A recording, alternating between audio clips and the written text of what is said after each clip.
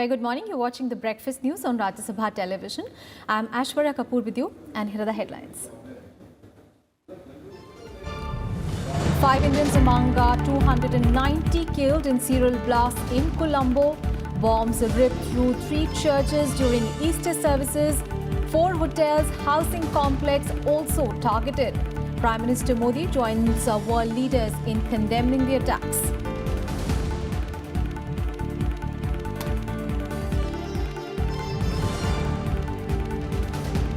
State set for third phase of Lok Sabha polls, 116 seats across 13 states and 2 union territories to vote tomorrow. Voters to seal electoral fates of Amit Shah, Rahul Gandhi, Mulayam Singh Yadav, Jaya Prada and Abhijit Mukherjee. Third phase polling for 42 seats of Odisha Assembly also tomorrow.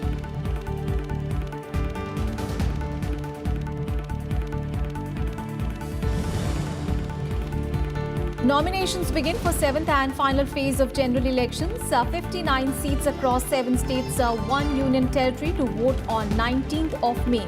Prime Minister Narendra Modi in the fray along with stalwarts Ravi Shankar Prasad, Hardeep Singh Puri, Ram Kripal Yadav, Shatrughan Sinha and Meera Kumar.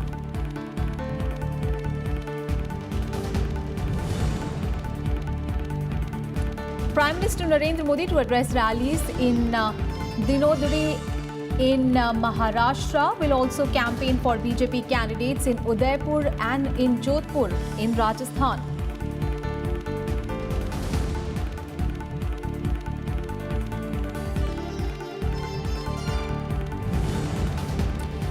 Parties step up campaigning for 4th and 5th phases. Amit Shah to hold multiple rallies in West Bengal. Sonia Rahul to campaign in Rai Bareilly and Amethi. Union Minister Harsh Vardhan to file nominations from Chandni Chowk today.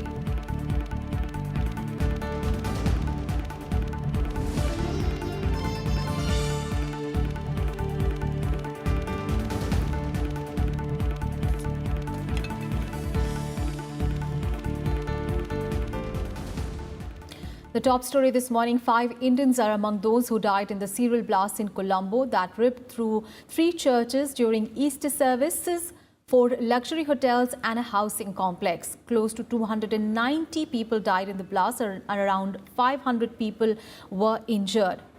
The 8 serial blasts, 2 of them conducted by suicide bombers, started on Sunday morning. The churches targeted include St. Anthony's Church in Colombo, St. Sebastian Church in the western coastal town of Negombo and Zion Church in the eastern town of Batticaloa.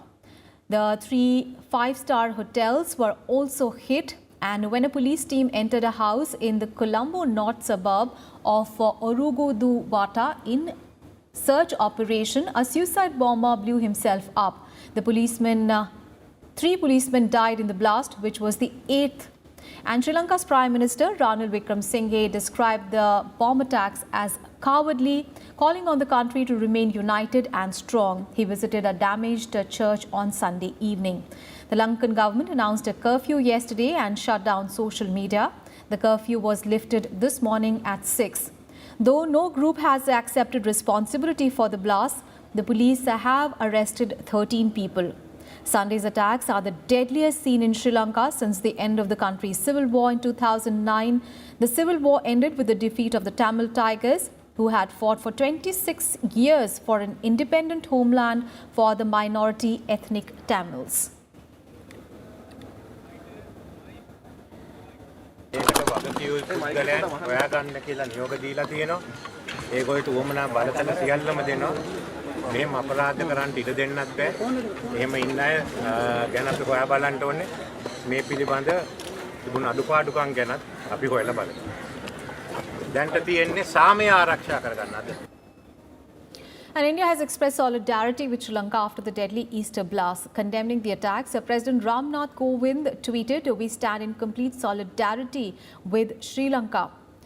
Vice President M. Venkaiah Naidu also tweeted his thoughts and prayers, hoping for speedy recovery for all the injured persons.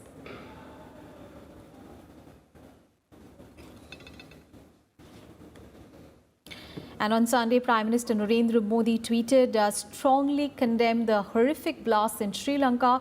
There is no place for such barbarism in our region. India stands in solidarity with the people of Sri Lanka. My thoughts are with the bereaved families and prayers with the injured. PM Modi also spoke to the Sri Lankan President and the Prime Minister to convey his condolences and termed them as cold-blooded and pre-planned barbaric acts. Thereafter, at a rally in Goa, Prime Minister Modi condemned the blasts, reiterating that India was ready to step in and help Sri Lanka in whatever way possible. Meanwhile, security across churches in India has also been beefed up. आतंकवाद कितना भयंकर है, हर दिन दुनिया में कहीं न कहीं धरती को खून के रंग सा रंग दिया जाता है। आज श्रीलंका में जो कुछ भी हुआ है, श्रीलंका वासियों के प्रति भारत पूरी मजबूती के साथ खड़ा है। ऐसी संकट की घड़ी में भारत श्रीलंका की जो भी मदद कर सकता है, हर मदद के लिए तैयार है।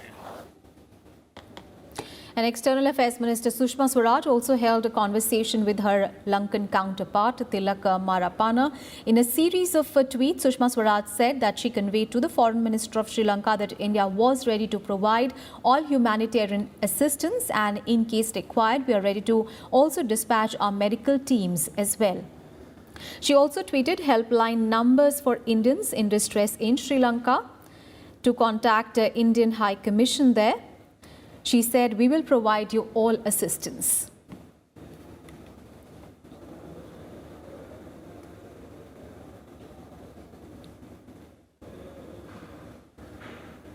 And world leaders have also been offering their shock and condolences to Sri Lanka over the deadly blasts. Several prominent international monuments, including the Eiffel Tower, were dimmed or lit in Sri Lanka's colours in solidarity on Sunday night.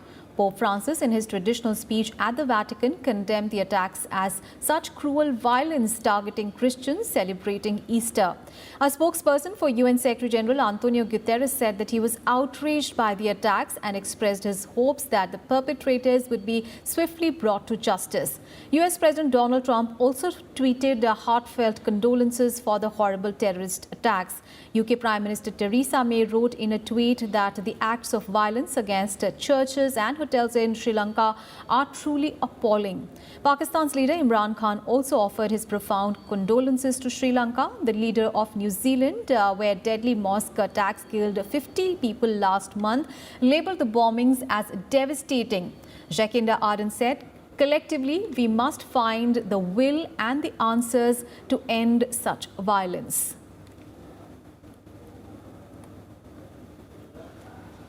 Desidero manifestare la mia affettuosa vicinanza alla comunità cristiana, colpita mentre era raccolta in preghiera, e a tutte le vittime di così crudele violenza.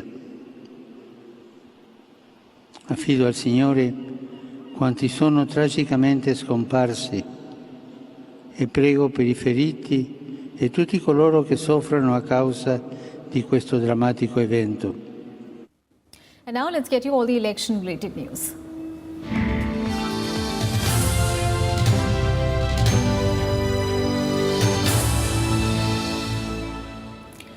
Campaigning ended for the third phase of Lok Sabha polls to be held on 23rd of April. 116 seats spread across 15 states and union territories will go to polls in the third phase. Single-phase election will take place for all the 26 seats in Gujarat, all 20 seats in Kerala, 2 seats in Goa, 1 seat each in Dadar and Nagar Haveli and Daman and Diu. 14 seats each of Maharashtra and Karnataka, 10 seats in Uttar Pradesh, 7 seats in Chhattisgarh, 6 seats in Odisha, 5 seats each in West Bengal and Bihar, 4 seats in Assam, 1 seat in Jammu and Kashmir will go to polls in this phase. And Tripura East Lok Sabha constituency will also vote in the fourth phase. The Lok Sabha seat was slated to go to polls in the second phase, but voting here was postponed due to law and order situation.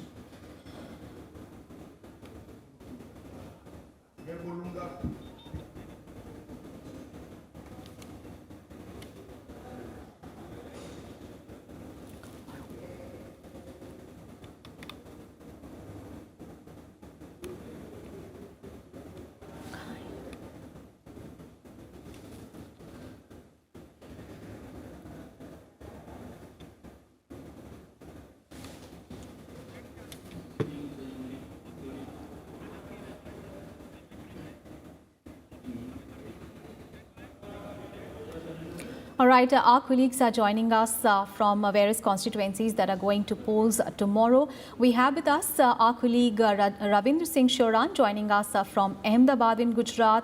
We also have with us our colleague Rajat Kain, who is joining us from Kerala, and Navvikram Singh is now joining us from Uttar Pradesh. Let's come to Ravindra first. Ravindra, speaking about Gujarat, of course, it is going to polls tomorrow. It is the home ground of Prime Minister Modi. He served here as the Chief Minister for more than 12 years. But, BJP faced stiff competition from Congress in 2017 assembly polls. And so everyone is waiting to see how many seats BJP wins this time.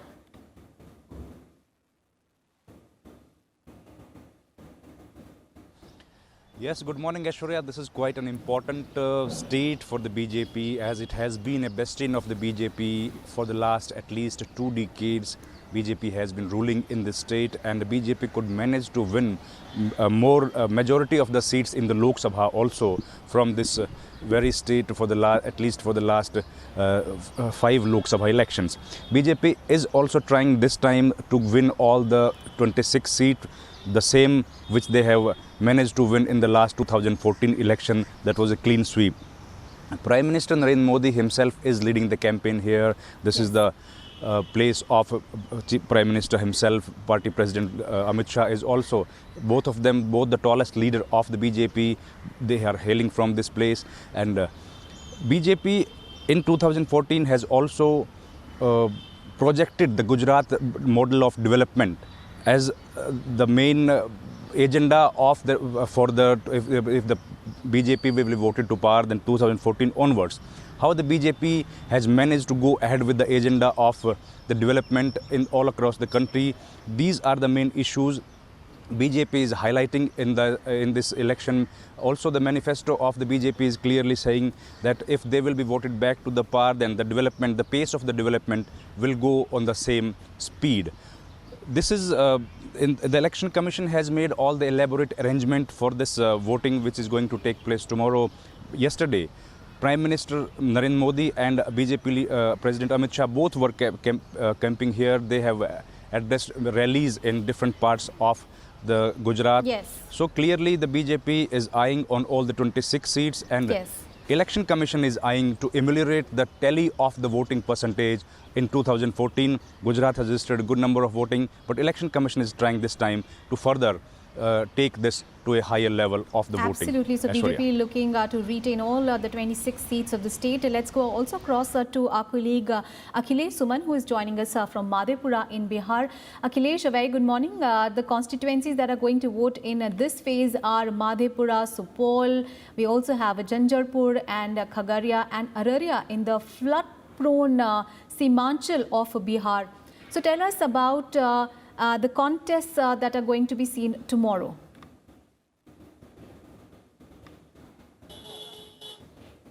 This is a very interesting area. Out of 5, 3 seats have already been with Mahagathbandhan, and 1 seat has been with BJP, and the other 1 seat has been with LJP. The BJP seat has been transferred to JDU this time. The BJP seat, that is Janjarpur, is going to JDU, and JDU candidate is fighting. But what is most interesting in this phase of election is the fate of Sharad Yadav, who is fighting on the RJD seat, RJD, symbol. And Sharad Yadav has replaced Pappu Yadav, who had earlier been fighting on the RJD symbol, and he was the sitting MP from this place. Another interesting thing is also that Pappu Yadav is fighting against RJD, Mahagathbandhan, and his wife, Ranjita Ranjan, is fighting for Supol on Congress ticket. So it's a very, very interesting equation that we will see in this phase of election. And one of the most important thing I will tell you that Madhepura is the place in whole OBC politics and also reservation politics of the country that Mandal Commission report was placed by Bindeswar Prasad Mandal, BP Mandal, who was the MP also here. He was the greatest scholar, and he has come out with the Mandal Commission report, on which basis the Mandal report was in, and then OBC got reservation all over the country. So in that way, it is a hotbed of politics in this area, and that is why Chief Minister Nitish Kumar was also camping here for last 3 days. Yesterday he left. Also RJD leader Tejaswi Yadav was also here in Madhepura, and he was also seeing an eye on all the 5 constituencies. So in that way, this is, you can say that this is one of the most important areas in Bihar politics. Indeed, People a are very interesting aware, contest in caste Madhepura there, Akhilesh, and also very interesting contest is going to be there in Firozabad in Uttar Pradesh. Navikram, this election season, UP town of Firozabad is going to witness this very interesting prestige battle between 2 members of a family, SPs Akshay Yadav and his estranged uncle Shivpal Yadav.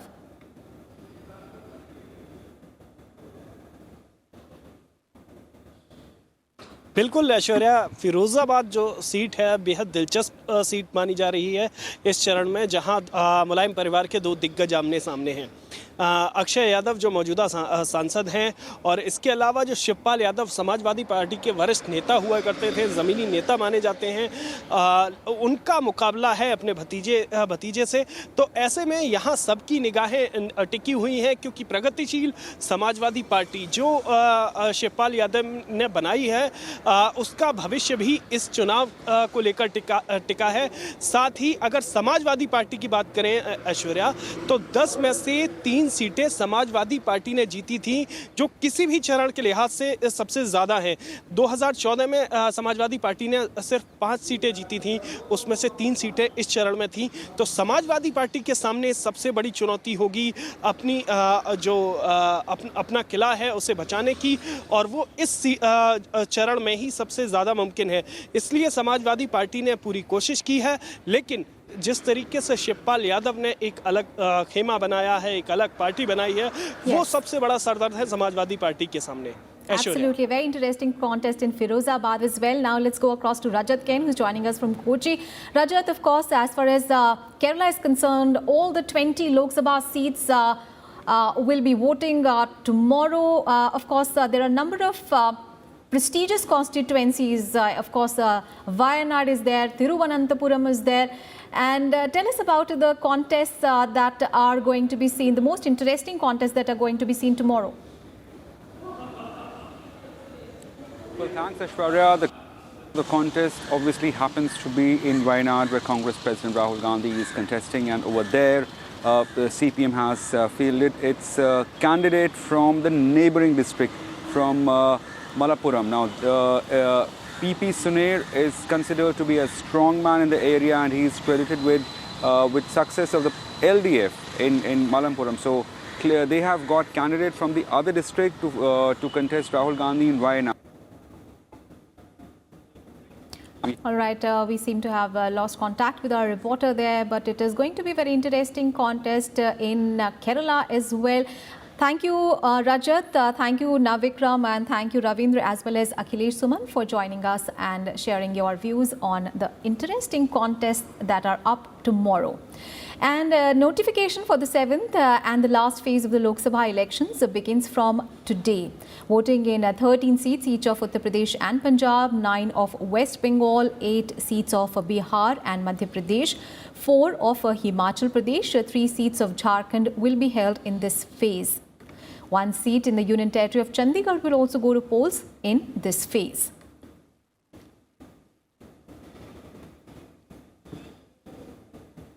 And as many as 59 seats covering 7 states and 1 union territory will go to polls in this phase. And nominations can be filed from today till 29th of April. And the scrutiny of nominations will be held on 30th of April. Last day for the withdrawal of candidature is 2nd of May. And the campaigning will end on 17th of May. Polling, of course, is going to be held on 19th of May. And campaigning is on in full swing for the 4th phase of Lok Sabha elections. Prime Minister Narendra Modi will campaign in Maharashtra and Rajasthan today. He is set to address 2 rallies in Nashik and in Nandurbar districts of Maharashtra. He will campaign for BJP candidate from Dindori, which is one of the 3 Lok Sabha seats in Nashik, Bharati Pawar. And in Nandurbar, Prime Minister Modi will seek votes for party candidate, Minister of State for Defence Subhash Ramrao Bhamre. Prime Minister Modi will also address rallies in support of BJP candidates in Udaipur and Jodhpur.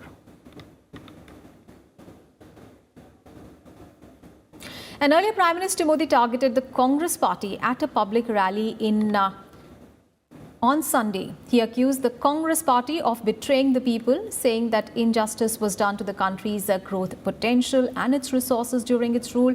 The Prime Minister said that his government had changed the system in 5 years and several schemes and programs for the people had been launched and successfully executed, benefiting the people. He also accused the Congress party of trying to downplay the historic facts of the Mewar region, claiming the BJP government had restored the people the place's honor. He urged the people to vote for BJP to put an end to terrorism as well. मुझे बताइए, आप मजबूत भारत देखना चाहते हैं या फिर मजबूर भारत? आपको पाकिस्तान को जवाब देने वाला भारत चाहते हैं या फिर पाकिस्तान के आगे दबने वाला Bharat?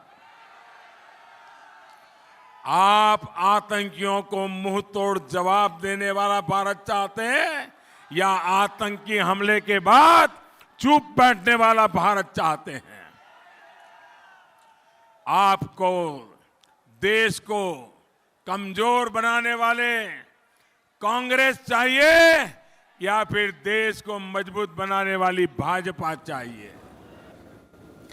Political parties are going all out to reach out to the voters ahead of the fourth phase of Lok Sabha elections. BJP President Amit Shah will campaign in West Bengal today. He will hold public rallies in Havda, Nadia, Birbhum and Purba Bardhaman. 8 seats of West Bengal will vote in the fourth phase on 29th of April. And UPA Chairperson Sonia Gandhi, Congress President Rahul Gandhi and Party General Secretary Priyanka Gandhi Vadra are on a tour of Raebareli and Amethi today. Sonia Gandhi and Priyanka would hold 2 separate meetings in Raebareli and will also meet party workers and leaders here. Rahul Gandhi is also set to hold a roadshow in his Lok Sabha constituency. Rahul Gandhi is facing BJP's Smriti Irani here. Voting in both these constituencies will take place on 6th of May. And the BJP on Sunday released the list of 5 candidates for Delhi, re-nominating 4 of its sitting MPs, including the Union Minister Harshvardhan. The party has again nominated Harshvardhan and BJP State Unit President Manoj Tiwari from Chandni Chowk and North East Delhi seats respectively. And Pravesh Verma will contest from West Delhi, Ramesh Biduri from South Delhi. Remember, Harshvardhan had defeated Aam Aadmi Party's Ashutosh in the 2014 Lok Sabha election from Chandni Chowk. Harshvardhan is expected to file his nomination today. The party also released the names for Punjab and Madhya Pradesh. It has fielded Union Minister Hardeep Singh Puri from Amritsar and Shankar Lalwani from Indore.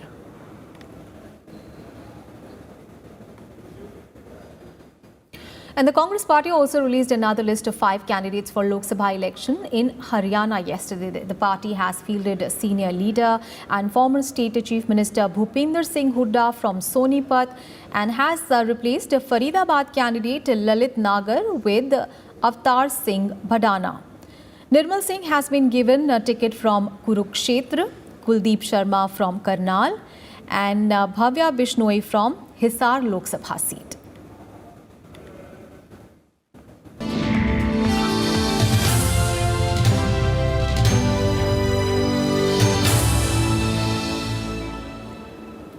Let's get to some other news. A day after allegations of sexual harassment surfaced against Chief Justice of India Ranjan Gogoi, Finance Minister Arun Jaitley has stood up in his defence. In a blog titled, "It is time to stand up with the judiciary," Arun Jaitley said that CJI is extremely well regarded in terms of personal decency, values, ethics and integrity. He said that the harassment charges against the Chief Justice of India have acquired a disproportionate magnitude. He said that those who peddle falsehood to destroy the institution should be dealt with in an exemplary manner. He said that lending shoulder to completely unverified allegations coming from a disgruntled person was not so glorious track record and is aiding the process of destabilization of the institution of the Chief Justice of India.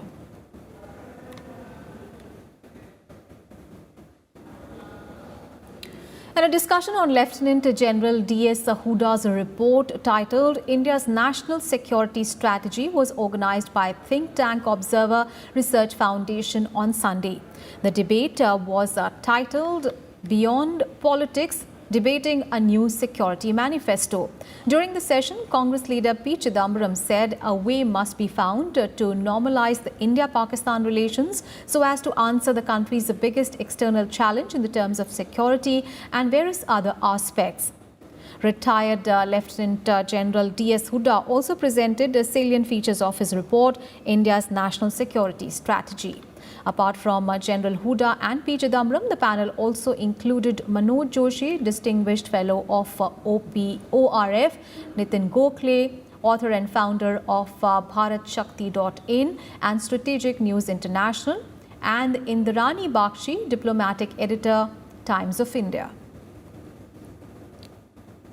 There has to be some radical thinking, some departure in conventional thinking, by which we can find ways in which India and Pakistan can normalize their relations. I'm not saying we should embrace each other every day, but we normalize relations between India and Pakistan. And with that, we wrap up this edition of Breakfast News. Thanks for watching. Have a great day ahead.